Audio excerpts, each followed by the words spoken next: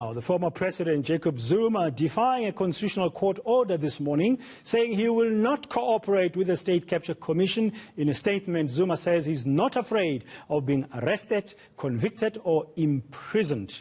Well, for more reaction on this developing story on this Monday morning, I'm now joined by Caspar Badenhorst from Ulrich Roux and Associates.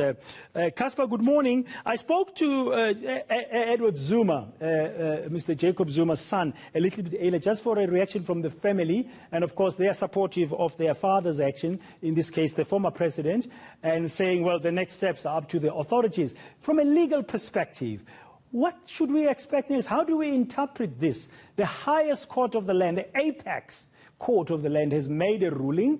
Now he's saying that court is politicized and he will not cooperate with the State Capture Commission. Morning, Dan. Thank you for having me. Well, it certainly is, to put it simply, a slap in the face of the judicial system, and to disregard an order from the Constitutional Court is, I would say, quite a threatening action towards our legal system. It really does put our system into disrepute, if that is so. But it isn't without the consequences if he does decide to disregard the order from the Constitutional Court. There are processes that... And what could those consequences be? Well, the first thing, in any court, if you disregard an order of the magistrates' court, high court, wherever, constitutional court in this case, the process following that is that one can, or the person to whom the order has been granted in their favour, can approach the High Court to apply for contempt of court order. And I know it's now a following step, but that is our process.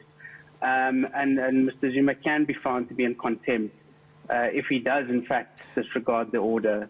He says, and I'm reading here, Caspar, I don't know if you've seen the whole statement. He says, I'm left with no other alternative but to be defiant against injustice, as I did against the apartheid government.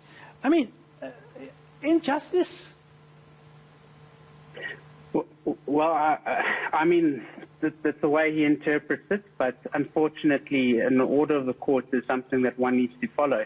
You know, the basic principle on contempt of court matters is even if you believe that the order is given incorrectly, you still have to comply until such time that that order is set aside or found to be, found to be incorrectly given.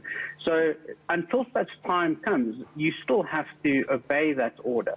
And that is to ensure that there is always consistency and a foundation in terms of the orders that are given by courts. You cannot simply disregard it because of your own opinion on the order. You have to approach a court to have it set aside. Okay, now just educate me a little bit. I'm not a lawyer. The Constitutional Court, we describe it as the ultimate, the apex. They've made that. So where do you appeal to against the order? As you said, there's a process. You can't just defy it. There's a process. In this regard, there is no further. This is the final. So this defines... You can't go further than this. This defines... Yeah, sorry to cut you in, Caspar. Yeah. So I'm just trying to get a sense, a simple sense. So this is the highest court.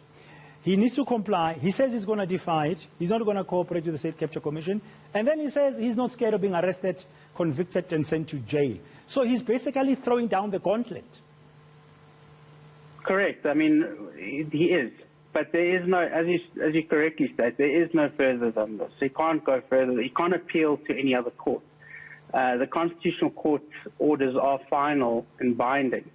So the only way forward here is finding him in contempt of court, which they most likely will do if he doesn't comply with the order.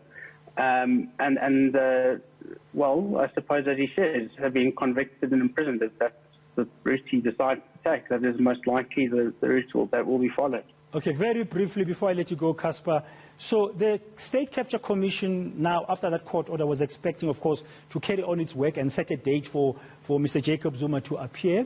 The commission itself, can they enforce that court order? Absolutely. So the commission is given the same powers as a high court.